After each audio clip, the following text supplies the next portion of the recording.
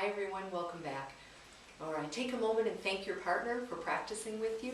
And now let's move on to what happens during the sound blending routine when there are some miscues that need corrections in real time. So we're going to work to be formative teachers and make those corrections when we hear a mistake or a miscue or an error. All right, everybody. At this point, we can make sure that in your folder that you've had a chance to take out your miscues guide, because it will guide us through some of the errors that are commonly made when you're working together with the class. And we'll start out with one of the first ones. As you do this gradual release model in the we do part, so you've given students the sounds, but when it gets to the we do and you need participation, what happens sometimes is we have students who will watch or just do the arms or maybe just mouth the sound but not really do the practice of saying it. So here's a nice time early on in this practice to make sure that we pause and stop. And let's regroup. Have students remember that we're doing this work, so prompt it with, together, everybody with us, we're all practicing together, all arms up, nice work, reinforce, make sure everybody's ready to go, redirect again with everybody, we're going to hear everybody, or I want to hear everybody, and then practice together.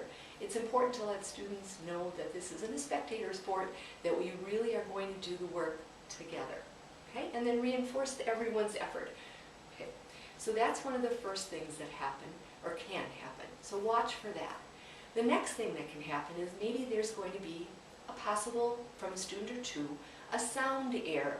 So you've provided students with the sounds for and, but when you're doing it, they may have forgotten, and they give you I instead of the a. That would have given us fin instead of fan. So let's think about taking them back and modeling it again. Everybody listen. This sound is a. What sound? Yes, a. Okay, everybody remember. A. And your turn. Blended. Yes, fan. It was hot. I needed a fan. All right. So after that sound error, we can also sometimes note that students are working very hard and you've given them the sounds, but maybe they just give you the middle and end sound when they blend. They've forgotten that they're the beginning sound. So instead of fish, they might give you ish. And if you hear that from some students, great time to stop, go back and say, everybody, listen, this first sound is what sound? Good listening, yes. Okay, remember, this sound counts too. Ish. Again, fish. Your turn. Blended. Yes, fish. And that'll help you remind students that we have one-to-one correspondence and every sound counts when we're blending the word. Another error that's kind of interesting that happens is that you may go through everything well. The students may respond and give you everything that you are hoping to hear in each of those first 3 steps. But you get to the last step and for some reasons, students just forget what sounds they've been working on. Maybe it's a little bit of fatigue. But what they end up doing is replacing the word completely. Instead of giving you fish, they say car, giraffe. We've even heard refrigerator. So at this point, it's probably a good idea not to respond too much, even though you know it's hilarious, but kind of make sure that you're redirecting them back and saying, everybody, listen, these sounds, and then just walk them through the steps again. They'll get it. Reinforce that they've really listened and used the sounds you've provided. Often you have some high flyers in the group, and there's a possibility they may jump the signal and say the word for the class. At this point in time, it's probably a good idea to just say, ooh, let's make sure, and then take everybody as a group back together through the process. Again, reinforce the group effort. Another little trick you can try if that continues to happen is give everybody the think time they deserve. So when you're going to blend, say, wait, think, and then ask them to blend. But I think after a while students understand that you're doing this part together as a group. Now, for the students who get the game of this right away and understand what the task is, they probably won't have any trouble. But we want to reinforce the skill of this sound blending because it's so critical for reading.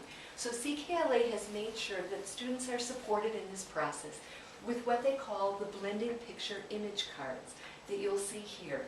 And we can go through these with students so that we're sure they have the name or the label, nut, mouth, nose, and in lesson 3, they're going to ask you already to pull out a given set of these picture cards so that as you're giving students the sounds, they have more of a limited choice as to what they can select. It again helps guide them toward the task.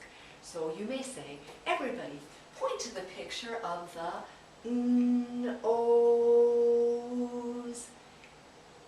Yes, blended. Nose. Nose. Yes, nose. No wonder you were pointing here. And then it'll ask you to do a couple more. You'll practice this with students often in these CKLA Unit 2 lessons. And if you'd like to trade it up a little bit every now and then, you may help your students have a little extra fun by making one of these yarn strings with them. This just happens to be like a stoplight with the green, yellow, and red. So they would be pulling these out, and you'd give them the sounds, and then together we could practice. At, blended, sat. And it's nice because for the students who need the support, they know that whenever they reach this little knot, it's that tactile reminder that we're going to change sounds and add the next one. So you may want to try this as well. There's a really wonderful tutorial on there. Please see the folder for that website. After all this practice has occurred, you're going to be providing students with a student performance task at the end of Unit 2. In this, students will receive a workbook page. You will be doing this either small group, probably small group or individually, and for some students. And then you'll give them the sounds. They're going to look at that row of pictures, circle that for you, so it might be e, and they'll circle the picture of the knee. There is a guide at the bottom that'll tell you how well students are doing in the sound blending task. Please take a look at this and then move to the pausing points so that before we get to Unit 3, students are well versed in how to sound blend.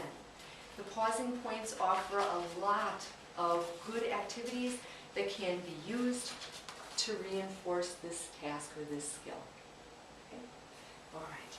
If these aren't enough, please go to the assessment and remediation guide that your coach can lead you to in the Amplified folder or on the CKLA Core Knowledge site.